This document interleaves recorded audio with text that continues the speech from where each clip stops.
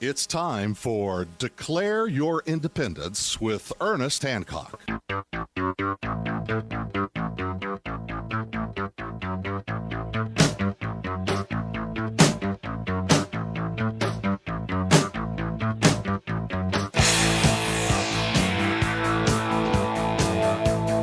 back to Declare Your Independence with me, Ernest Hancock, here in Phoenix, Arizona. Hey! Well, it's nice. You know, I'm still, one of these days, I'm going to get my pool up above 74 degrees. I'm going to go swimming. You know, this is, I mean, we're global warming. Not. Well, you know, is that something I got to worry about? You know, I can worry about other things than whatever they're telling me I got to worry about. I'll go through some stuff, just some headlines here on Freedom's Phoenix, just so you kind of see, you know, just tip of the iceberg, just stuff I got to deal with. Now, we could spend all the time talking about Netanyahu and the one-state solution. Prime Minister Benjamin Netanyahu will address U.S. legislators today. He will, no doubt, tell members of Congress that he supports a two-state solution, but his support will be predicated on four negative principles. No to Israel's full withdrawal to the 1967 borders. No to the division of Jerusalem.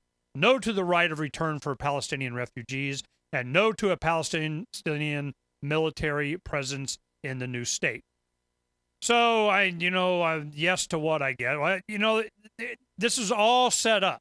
You know, to think that Obama was going to come out and say whatever he said, 67 borders, and not think there was going to be, Israel's going to tell him what was what. I know better. I just know better. I've been doing this long day. Israel runs the show, man. See what happens. And if he didn't know that, he's going to find out. NATO ramps up Libyan campaign. This is out of Slate.com. I was talking about a Wall Street Journal article. NATO on Tuesday morning unleashed its heaviest attack yet on the Libyan capital of Tripoli, bombing at least 15 targets during a 30-minute airstrike that was concentrated near Muammar Gaddafi's compound. This is assassination by B-52 or whatever, man. Whatever. The offensive was seen as the latest indication that NATO is eager to avoid the stalemate that has begun to settle over the 3-month-old conflict between Gaddafi and the rebels fighting for his ouster. The strikes came as the U.S. invited Libya's rebel leadership on Tuesday to open an office in Washington. D.C. and his NATO appears to be inching closer to adding ground attack helicopters to its military campaign, the Wall Street Journal reports. Let me tell you what this means. You want to know what this is?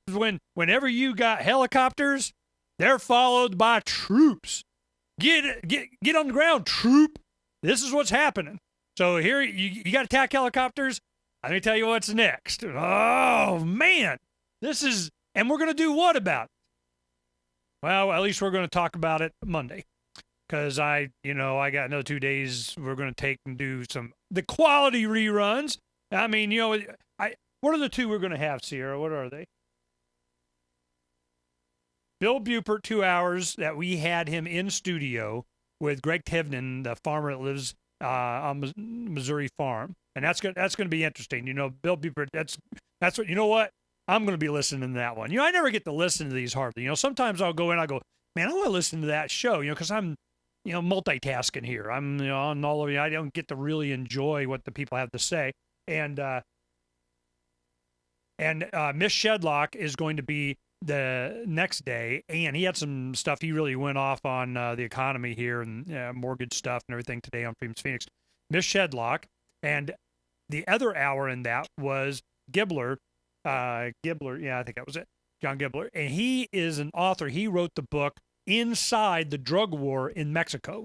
That was a fantastic show. And the reason I wanted to replay that is so while I'm working doing it, I can listen to it because I can. All right. And we got stuff put in the magazine to, we're getting there. It's going to be good. It's the first try and it'll come out, but I think you'll be amazed at how well we've done our first time. That's the other thing. We can do June 2011 edition 1 1.1, 1.2, 1.3. If we get typos, whatever, to change that, we just change it, put the file up, and redo it. Because I can. This is, very cool, very cool, very cool. Well, some of the other stories that we could spend all day on. Survival Realty, more than just a retreat. Now, this is interesting. It's survivalrealty.com. In fact, I got emails from a bunch of people. The link was busted. They put it in wrong, and it was going to an error page, so I went ahead and fixed it. And I got a lot of emails. That's how I knew this was popular, because a lot of people were like, hey, man, I want to go there. And this is what it's about. We have agents and properties worldwide advertising on Survival Realty. To browse the listings, either use the category list on the right, search a box, tag the listing below. To navigate the map, you go through, and let me tell you what they got on there. All the service. It is a list of homes that are off-grid, solar-powered, bunkered, make food, large enough acreage. And you know what? We bought our survival home. Here it is. We went. So there are a lot of people, they prepared, or they did a little early, and they either have financial problems, or oftentimes, this is the one that's most common. I've been checking on a lot of this stuff over the years. What oftentimes happens, these were people that did it in the 80s and 90s in preparation for whatever they thought was coming, Y2K, or the last financial crash, back in the late 80s, and the savings and loan debacle was going on, and the Resolution Trust Corporation. We went through this before on a smaller scale. They just learned how to do it really good, and they're really screwing us now. But this happened, 20 years ago. So a lot of these people, 40s to 60s, retiring, they go prepare the property, and now they're 80. They just can't do it anymore. The kids probably aren't willing to take it over, or don't want to, or what, and they're like, hey, here it is. We did the work. So a lot of these are really cool. In fact, Joel Skousen, that spoke at Freedom Summit a couple years ago, this is what he does. He's an architect that builds these homes. And it's about, surviving the initial onslaught and then having a tunnel to get away. So these are the kind of thing that you'll find there. So I'm just going, okay, I threw that up there because somebody sent it to me. I thought it was interesting. Oh, here's another goodie. This is the kind of stuff that you don't find on other sites, news sites. It's the kind of thing that you can tell where it's going. World record 26 terabits per second data transmission achieved. Okay, let me put that in context.